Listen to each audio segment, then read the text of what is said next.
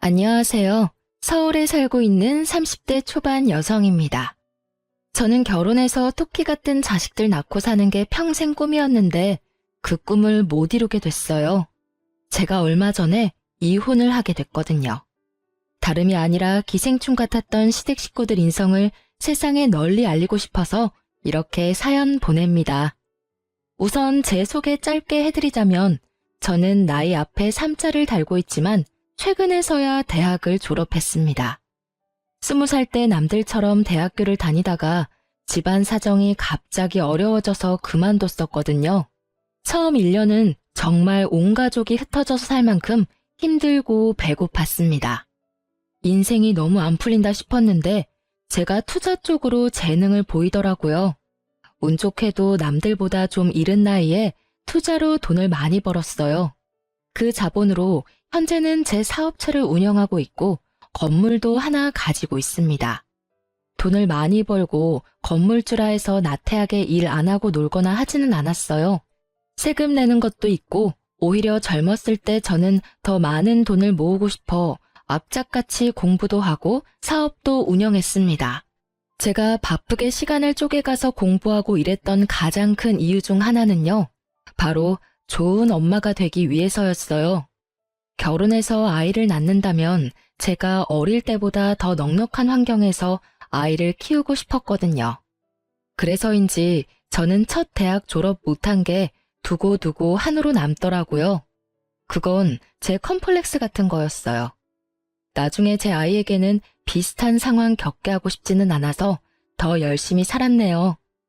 저는 늦은 나이지만 사업이 자리 잡히고 여유로워지자마자 대학에 입학했습니다. 일하면서 늦가기 대학생으로 대학 다니는 거 쉬운 일 아니었지만 잠까지 줄이며 다녔어요. 워낙 욕심이 많아서 모든 걸 성공하고 싶었습니다. 일도 공부도 결혼도 노력만 하면 다 성공하는 건 줄 알았어요. 하지만 아니더군요. 집이 하루아침에 망했던 것처럼 인생은 뜻대로만 되는 게 아니라는 걸 잠시 잊고 있었습니다. 저는 대학 졸업장은 얻었어도 결혼은 결국 실패했습니다. 그럼 왜 제가 이혼녀가 됐는지 지금부터 파렴치한 제 시댁과 남편 이야기 들려드릴게요.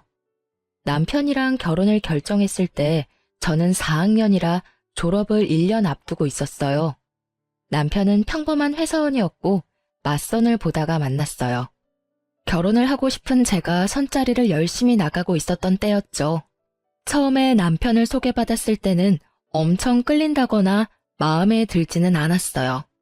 그런데 제가 다른 사람들이랑 조금은 다른 순서로 인생을 살고 있어서 그런지 남편은 처음부터 제게 호기심을 가졌어요. 그의 호기심은 진한 호감이 되어 어느 순간부터 저를 쫓아다녔습니다. 그의 구애도 저도 마음이 싹 트더라고요. 저는 남편 정도면 평범해서 결혼하기에 괜찮겠다 생각했습니다. 제가 워낙 파란만장하게 살아서인지 평범함이 얼마나 어려운 건지 잘 알거든요. 그를 낮춰본 게 아니라 평범해서 오히려 귀하다고 생각했어요. 그땐 남편이 제가 건물주라는 걸 몰랐어요. 제가 혼자 자수성가한 건 알아도 모든 재산을 오픈하지 않았거든요. 시댁도 시부만 안 계실 뿐 평범한 집이었고 저희는 양가 허락까지 잘 받아서 결혼까지 별탈 없이 꼴이 냈습니다. 그런데 결혼 후 양가 식사하는 자리에서 시모가 갑자기 찬물을 끼얹더라고요. 사돈어른, 식사는 어떻게 입맛에 맞으세요? 한가족 되고 처음으로 같이 하는 식사라서 제가 엄청 알아보고 식당 예약했어요. 멀리서 오신 사돈어른 입맛에 꼭 맞았으면 좋겠네요. 뭐, 비싸니까 당연히 맛은 있네요. 그런데 이런 식당은 좀 부담스럽네요. 한 끼에 도대체 얼마야 이게? 그럼 오늘 제가 남해에서 왔으니까 식사는 사돈께서 계산하실 건가요? 남해에서 여기까지 오셨는데 당연히 계산은 저희가 할게요. 그리고 제가 예약한 식당이니까요. 그래요. 이제야 마음 편히 좀 먹겠네. 에휴, 그리고 이제야 말하지만요. 얘들 결혼하기 전에 제가 얼마나 수심이 깊었는지 모릅니다. 네? 아니, 우리 며느리 말이에요. 20대도 아니고 30대에 그 나이 먹고 대학 졸업장도 없는 거 솔직히 좀 그렇잖아요. 게다가 요즘 세상에 대학 졸업 어렵지 않잖아요. 도대체 어떤 환경에서 자랐는지 걱정도 되고 처음에는 정말 결혼 허락 안 내켰거든요. 그나마 곧 졸업 앞두고 있다 해서 겨우이 결혼 허락했습니다. 그러니까 색이 넌 나한테 잘해야 한다. 네 신랑한테는 더더욱이 잘해야 하고. 어머님, 무슨 말씀을 그렇게... 저는 시모의 말에 표정 관리를 못하고 친정엄마께서도 말을 잃었습니다. 그때 친정아빠가 나서서 이렇게 말씀하셨어요. 아, 그게 대학이라면 저희 딸도 원래는 20살 때 다녔었는데요. 못난 아비 만나서 가세 기울고 공부를 스스로 포기했었답니다. 그래도 자기 힘으로 늦게라도 대학 가서 공부하겠다고 일하면서 공부하는 모습이 얼마나 자랑스러운지 몰라요. 저만 아니었다면 저희 딸도 남들처럼 졸업하고 평범한 삶을 살았겠죠. 저는 남편 없이도 우리 애들 뒷바라지 혼자 힘으로 어떻게든 다 했습니다. 사돈네는 둘이나 되면서. 아무튼 저는 평생 아주 몸이 부서져라 일했어요.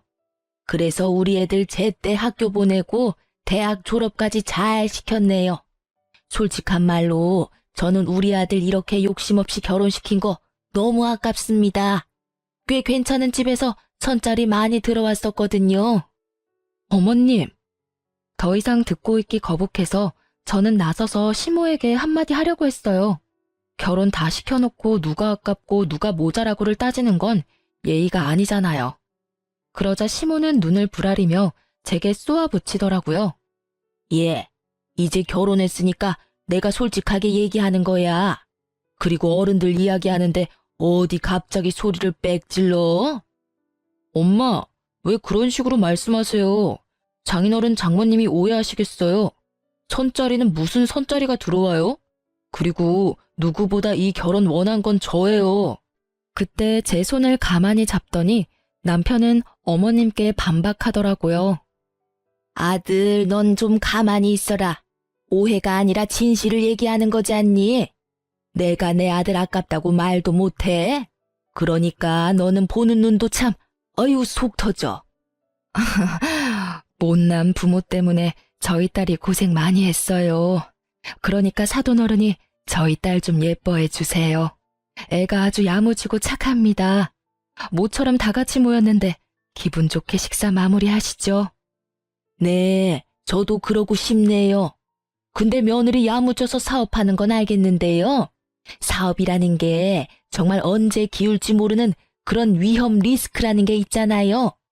내 아들은 좋은 대학 나와서 안정적인 회사도 잘 다니고 있는데 며느리 걱정이 심히 됩니다. 엄마, 저 사람 다니는 대학이 내가 졸업한 학교보다 훨씬 좋아요. 그리고 결혼 전에 이미 다 얘기 끝난 거잖아요. 오늘 도대체 왜 이러세요? 이제 진짜 그만하세요. 남편이 시모한테 역정을 내자 시모는 당황해서 저를 붙잡고 얘기했어요. 아들, 졸업장이 당장 있고 없고가 중요한 거 아니겠어? 색이 네가 말해봐. 안 그러니? 내가 없는 말 하는 것도 아니잖아. 혹시 지금 내가 하는 얘기들이 네 콤플렉스니? 그럼 앞으로 내가 대학 얘기는 안 하마. 저는 시모의 심수를 더 이상 들어주고 싶지 않아서 큰 마음 먹고 시모에게 당당히 웃어주며 말했어요. 컴플렉스라뇨. 어머님이 아들 자랑스러운 것처럼 저는 제 스스로가 너무 자랑스러워요. 그리고 이렇게 독립적으로 키워주신 저희 친정 부모님께도 감사하고요.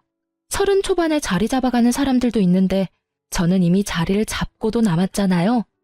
남들 대학 졸업장 딸 나이에 저는 제 건물 가졌으니까 더 큰 거 얻었다고 생각해요. 뭐? 건물? 어머, 그게 무슨 소리냐?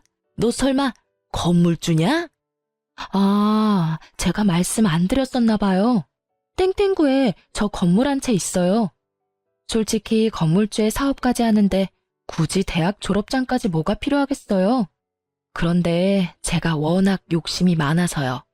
공부도 좀 더 하고 싶더라고요. 그래서 일하면서 학교 다닌 거예요.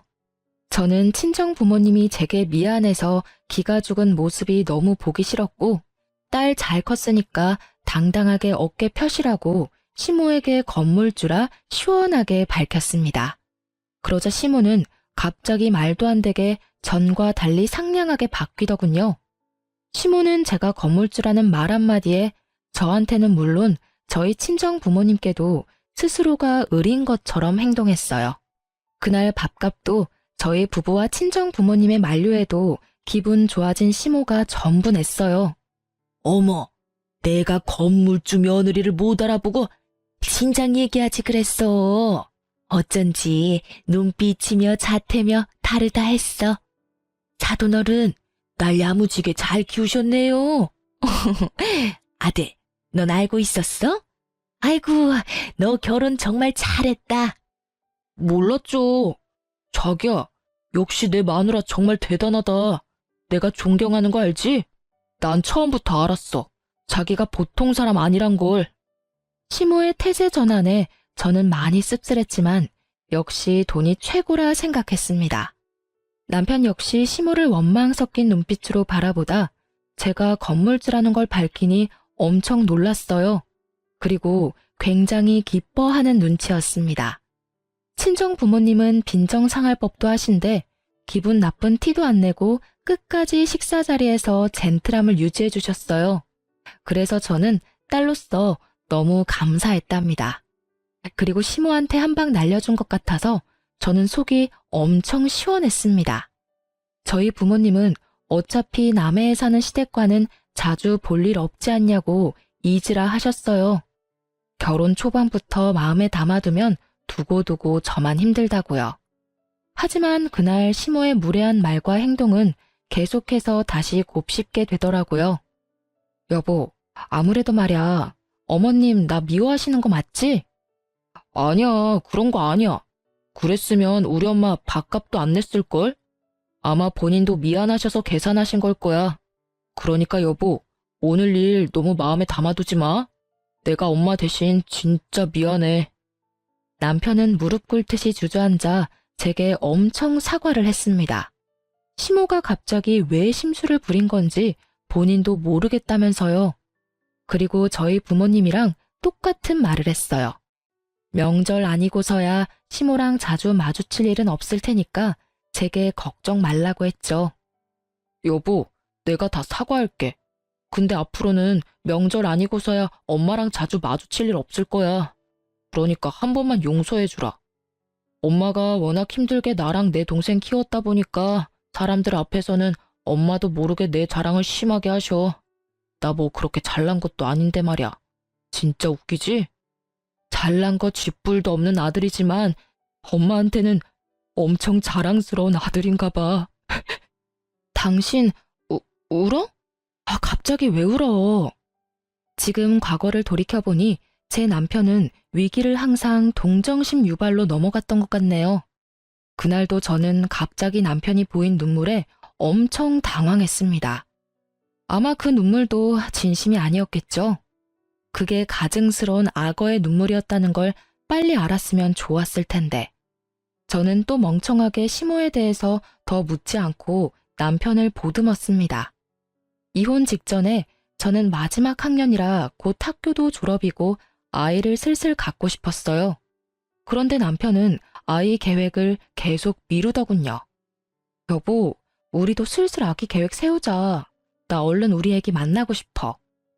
애기? 갑자기 웬 애기? 갑자기가 아니라 우리 나이도 있고 지금부터 준비해도 늦어. 에이, 뭐가 늦어. 난 아직은 안 가지고 싶은데. 왜?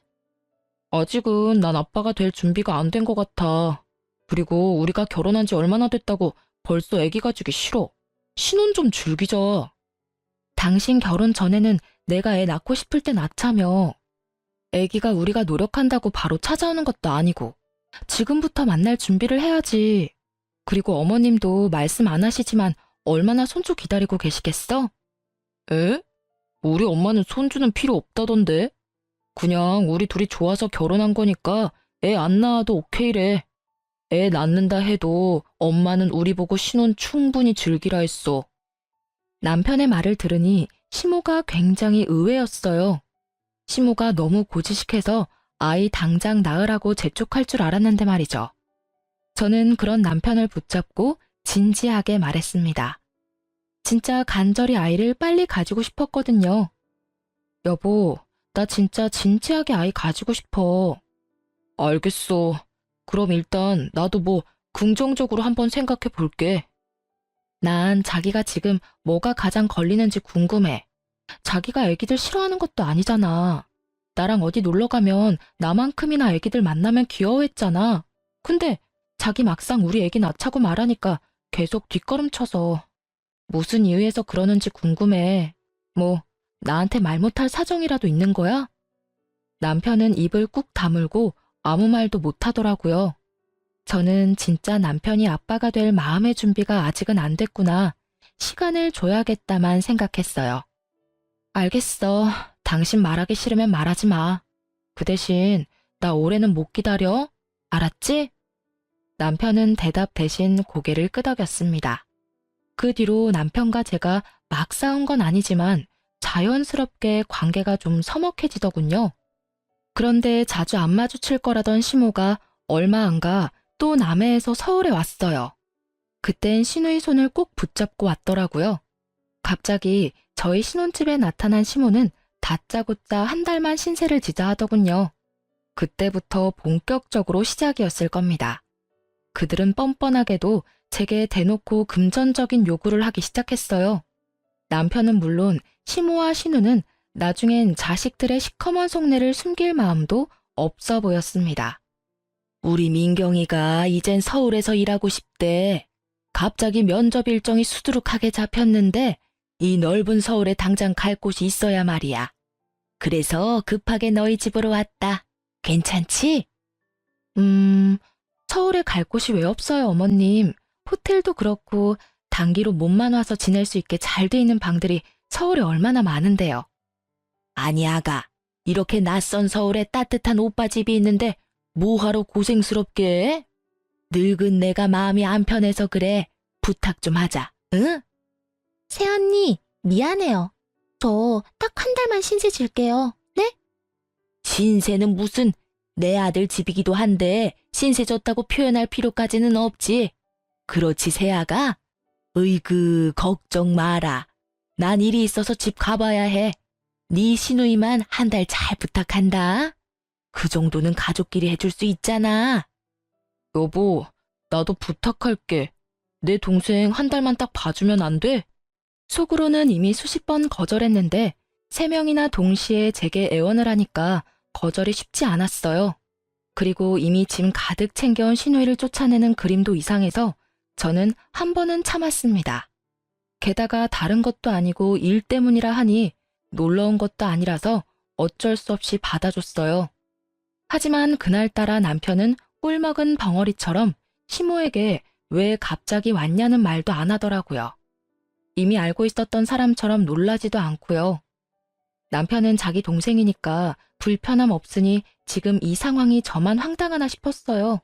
여보, 혹시 아가씨랑 어머님 오늘 우리 집에 올 거 알고 있었어? 어? 그렇잖아. 갑자기 오셨는데 왜 놀라는 기색이 하나도 없어? 나만 놀란 거야? 그게 사실은 난 미리 엄마한테 들었지. 나한테 상의할 생각은 안 해봤어?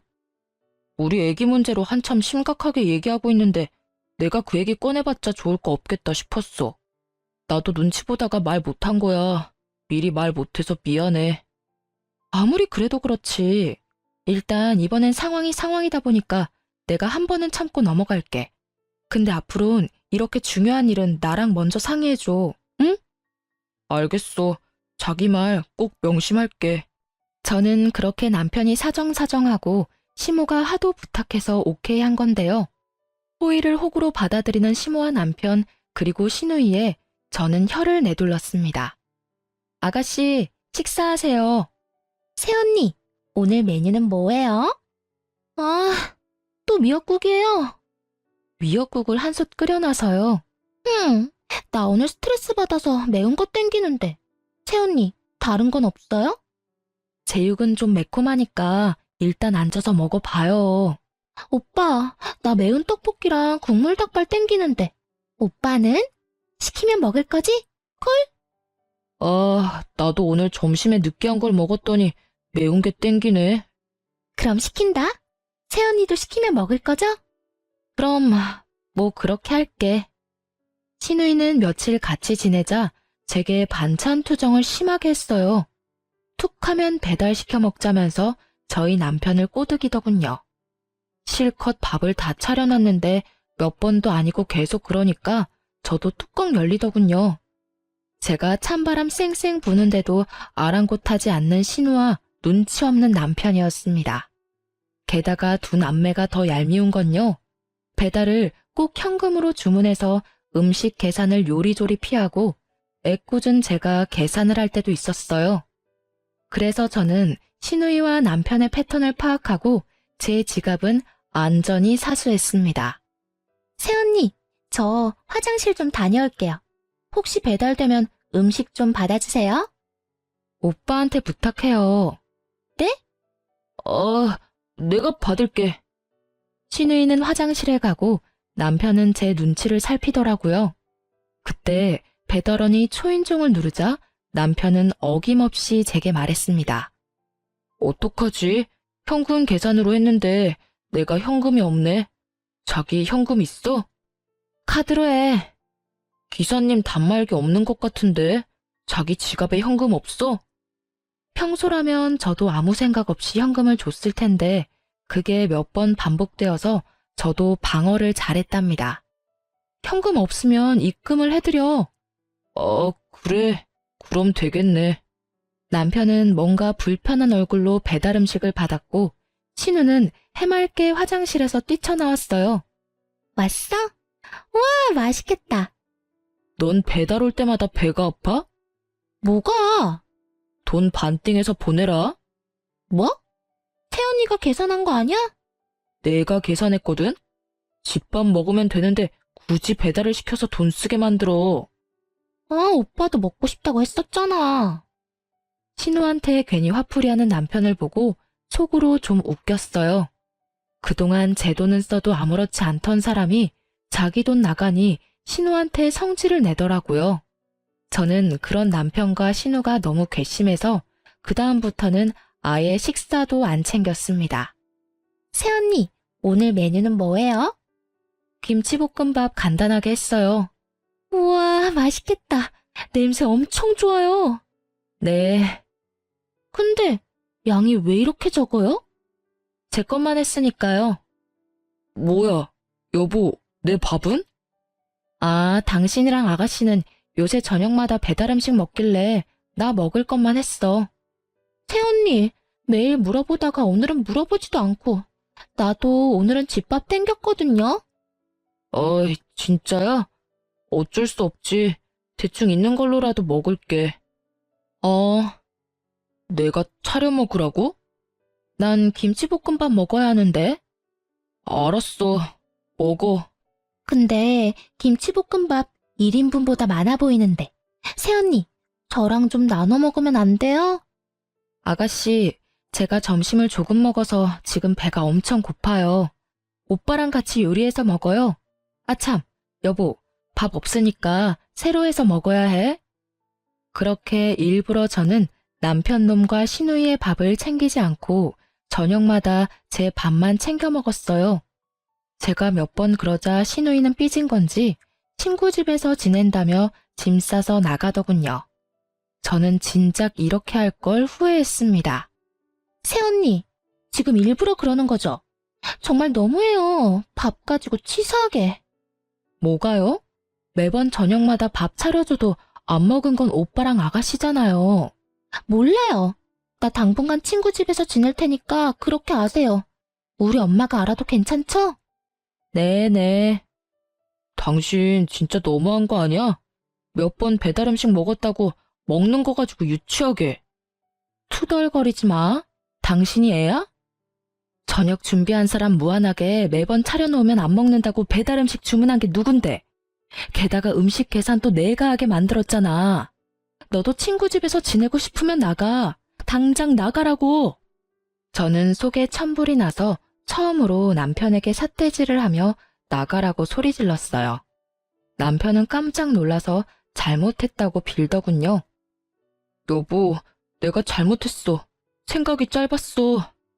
됐고, 앞으로 저녁 지금처럼 각자 먹는 거야. 나한테 차려달라 하지 마. 여보, 뭐? 평생 그럴 건 아니지? 당분간만이지. 몰라. 생각해 볼 거야. 알겠어. 남편은 그 뒤로 제가 먹을 저녁까지 혼자서 준비를 다 했습니다. 아무래도 저랑 화해는 하고 싶었나 봐요. 아직 남편 꼴도 보기 싫었지만 음식이 무슨 죄가 있겠냐며 저는 조용히 식사만 했습니다. 남편은 그런 제 눈치만 보느라 한동안 제게 말을 못 걸었어요. 그런데 불난 집에 기름 붓는다고 열불 터지는 제게 시모까지 나서서 기름을 마구 붓더라고요. 시모에게 어느 날 전화가 와서 저는 시누이 쫓아냈다고 한마디 할 줄 알았어요. 그런데 아직 그건 모르는지 다른 내용의 전화였습니다. 아가, 내가 긴히 할 말이 있는데. 네, 어머니 말씀하세요. 이게 참 전화로 할 얘기는 아니지만 내가 남해에 있으니까 이렇게 전화로 얘기하는 점 이해해다오. 너희 시누이 말이다. 생활비가 많이 부족한가 봐. 아가, 네가 내 딸 생활비 좀 챙겨줄래? 네? 서울 물가가 너무 무섭구나. 내가 챙겨준다고 챙겨줬는데 글쎄 돈이 턱없이 부족한가 봐. 더도 말고 딱 1년만 도와다오. 걔가 서울에서 자리 잡을 때까지만이야. 응? 너 주머니 넉넉한데 이럴 때 시댁도 돕고 하면 좋잖니? 싫어요, 어머님. 제가 아가씨한테 집도 제공했는데 생활비까지 대주라고요? 그리고 아가씨가 배달 음식 엄청 좋아해요. 매 끼니 배달 주문하니까 당연히 생활비가 모자라죠. 뭐? 싫다고? 네. 너 아무리 네가 돈 많아도 그렇지 어떻게 그렇게 딱 잘라서 냉정하게 이 시애미한테 거절을 하냐?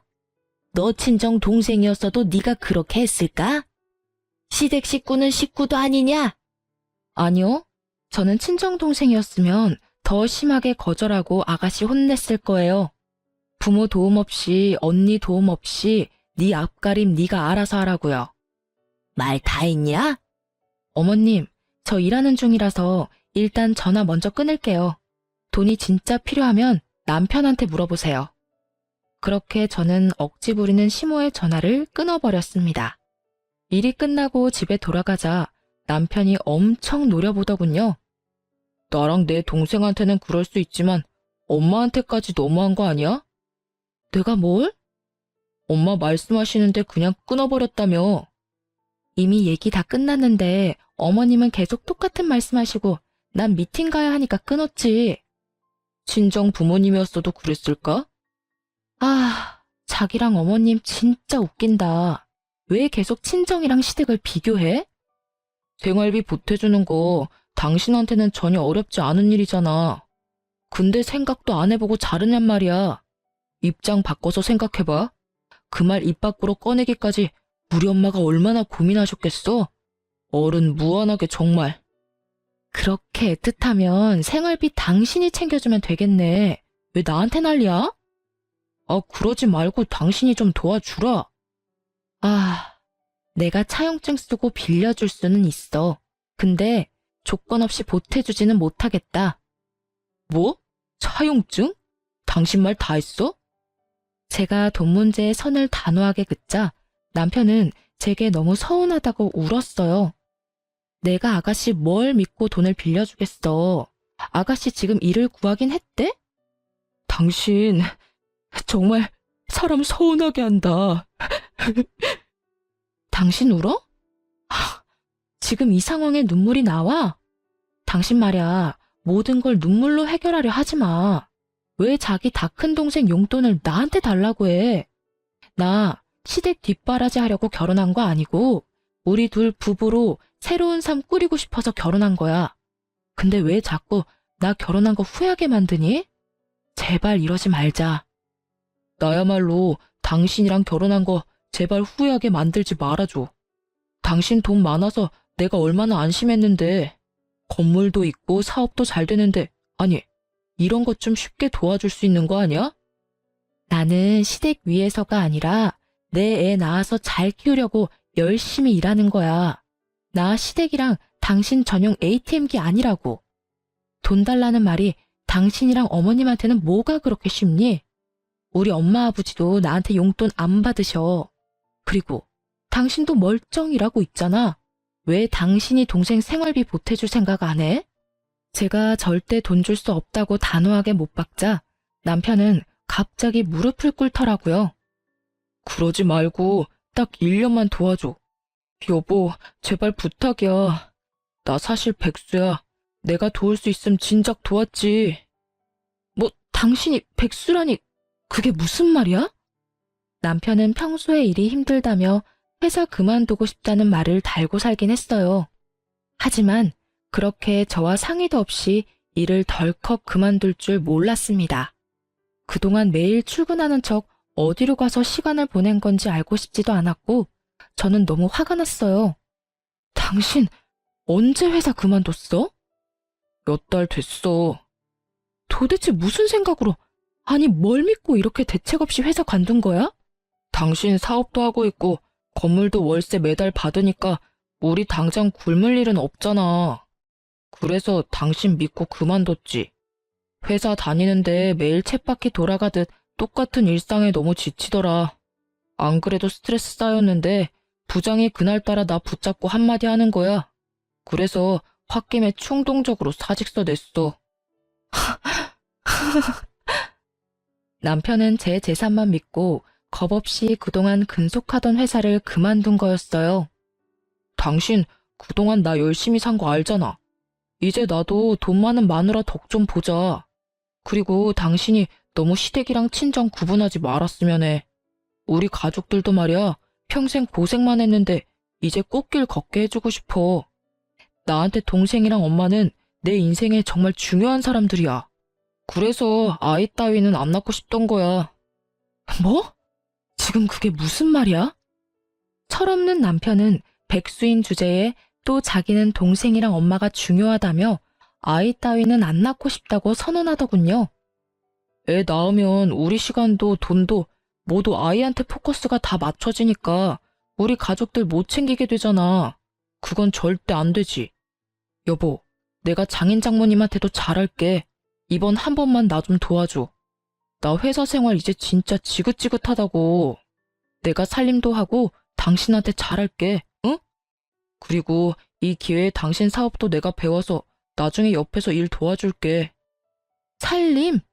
라면도 내가 끓여줘야 먹던 네가 살림? 웃겨 죽겠네. 그러니까 너 다시 회사를 다닐 마음이 없다는 거지? 내 사업을 내가 널 뭘 믿고 너한테 못하러 가르쳐 주겠어. 이제 우리 이혼할 건데. 저는 그 순간 눈에 보이는 게 밥주걱뿐이라 그걸 쥐고 남편 놈 따귀를 야무지게 날렸습니다. 아프잖아. 이혼이라니. 난 절대 당신이랑 못 헤어져. 아프라고 때린 거야. 너 맞아도 정신 못 차리겠지? 당장 나가. 못 헤어지긴 개뿔. 내가 비싼 변호사들 써서라도 너 같은 놈이랑 징글징글한 시댁이랑 전부 인연 끊을 거니까 걱정하지 마. 꼴도 보기 싫으니까 나가라고. 저는 남편 놈을 쫓아내자마자 고민할 것도 없이 이삿짐 센터에 전화를 돌렸습니다. 여기저기 전화해서 당장 빠르게 남편 놈 짐을 옮길 수 있는 곳을 찾아냈어요. 백수 남편 놈과 시누이 남아있던 짐들 모조리 싸서 남의 시댁으로 보내버렸습니다. 돈은 좀 많이 들었지만 돈을 쓴 만큼 제 속은 많이 후련하더군요. 저는 사업을 하다 보니 배포도 크고 한 번 아니면 바로 결정하는 편입니다. 쫓아낸 남편한테는 바로 이혼 사유를 전달하며 변호사 만났다고 통보했습니다. 그 뒤로는 변호사 통해 연락하라고 했어요. 그제서야 남편은 아차 싶은지 집에 찾아와 아주 빌빌기면서 사과하더군요. 제 돈 믿고 배째라 시기던 그 동태 눈깔은 깜짝 놀랐는지 그제야 정상으로 돌아온 듯 했어요. 여보, 내가 진짜 잘못했어. 다시는 자기 돈 탐 안 낼게.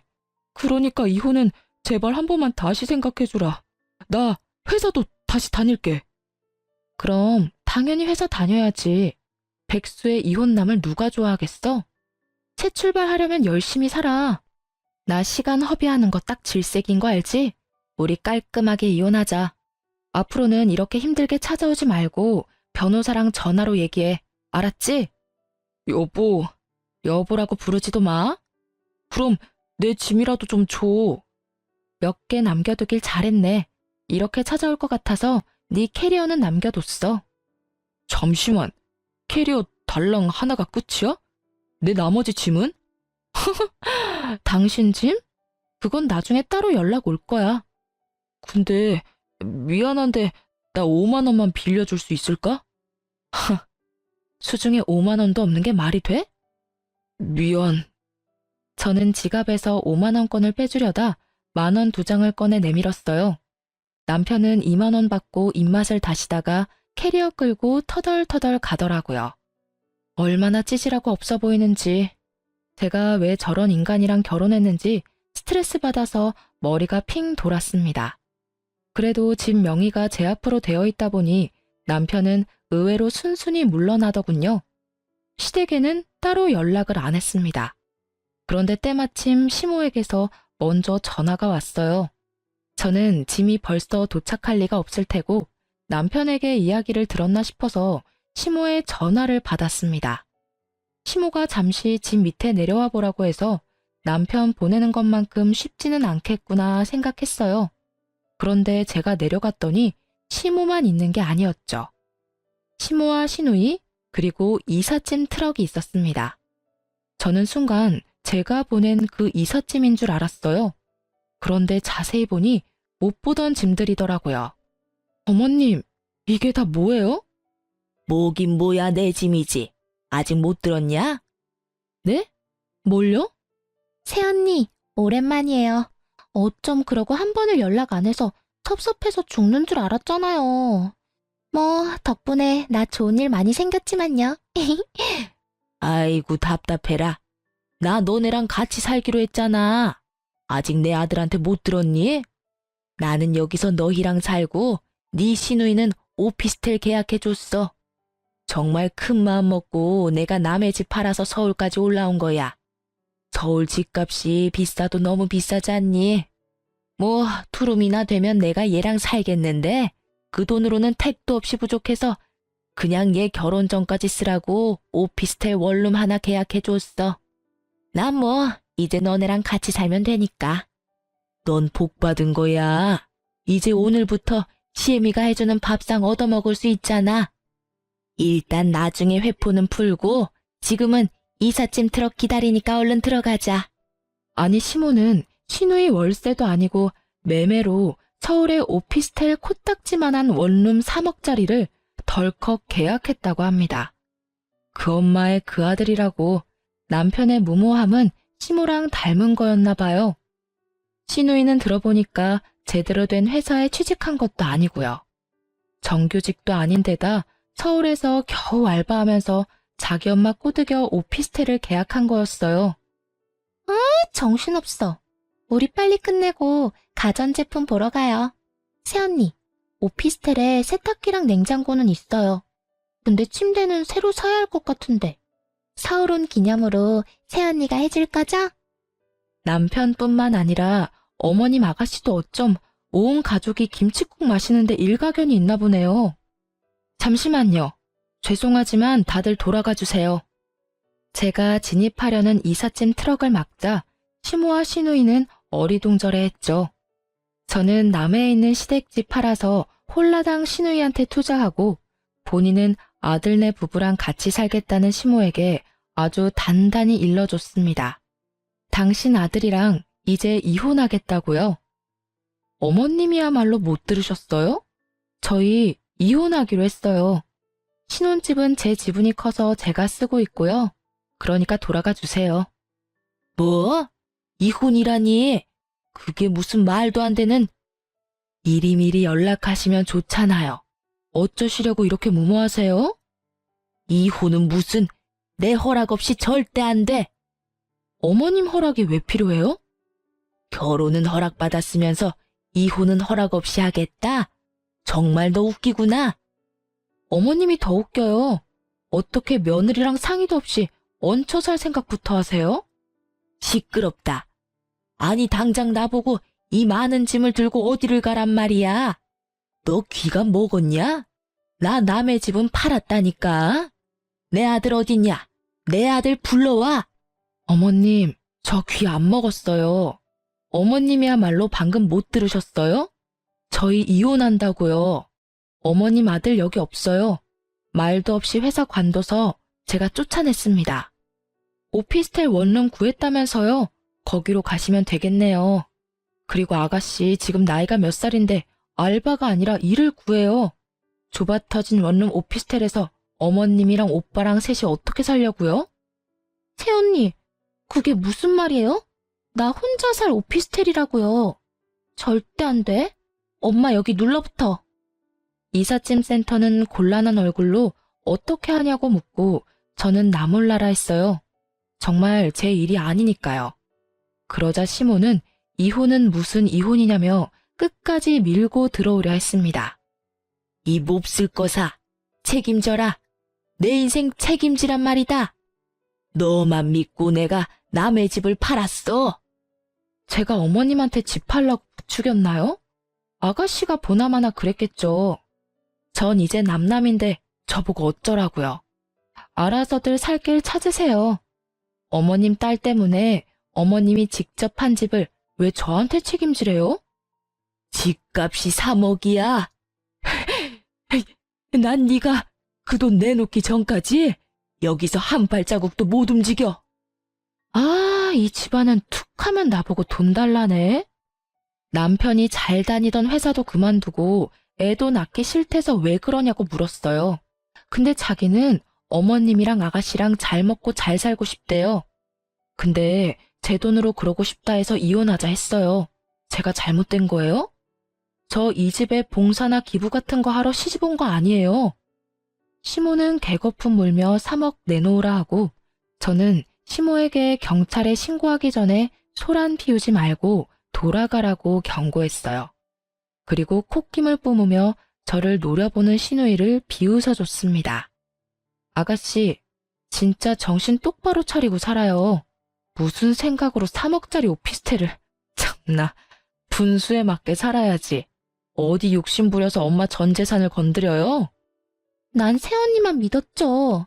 새언니 돈 많잖아요. 누가 이혼할 줄 알았다? 저는 쉽게 물러날 것 같지 않는 두 사람 때문에 결국 경찰에 신고를 했습니다. 경찰이 오고 한 차례 더 소란스럽더니 시모와 시누이는 체념하고 돌아간 듯 했습니다. 땅을 치고 후회하던 시댁 식구들은 그 뒤로도 저희 집에 몇 번 찾아왔어요. 남편 놈이랑 연락이 닿았는지 셋이서 제발 한 번만 봐달라고 단체로 찾아오는데 정말 힘들었습니다. 저는 힘들고 짜증나도 절대 틈을 안 보여줬어요. 제가 받아주니까 자꾸 돈이라도 달라고 매달려서 접근 금지 신청도 했어요.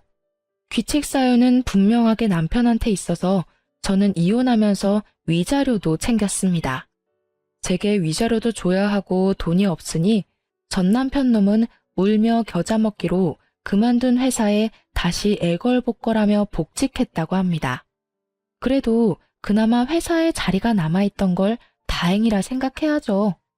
대신 전 남편은 연봉이 대폭 삭감됐다고 합니다. 저는 이혼이라도 해서 정신 차리게 된 걸 저에게 감사하라고 일침을 가했습니다. 비좁은 원룸에서 전 남편과 시댁 식구들 셋이 같이 생활하면서 부디 돈의 소중함을 좀 깨닫기를 바랄 뿐이에요. 저는 돈 많은 거 애초에 계속 숨길 걸 그랬나 잠시 후회한 적도 있어요. 하지만 지금은 처음부터 재산을 공개하길 잘했다 생각합니다. 나중에 제 아이 낳고 똑같이 그런 일들이 생겼으면 저는 아무래도 아이 때문에 어쩔 수 없이 전 남편과 시댁한테 끌려다녔을 것 같거든요. 아무리 결혼했다지만 며느리는 남입니다. 남의 돈 함부로 욕심내고 탐내다가는 제 전 시댁 식구들처럼 큰 코 다쳐요.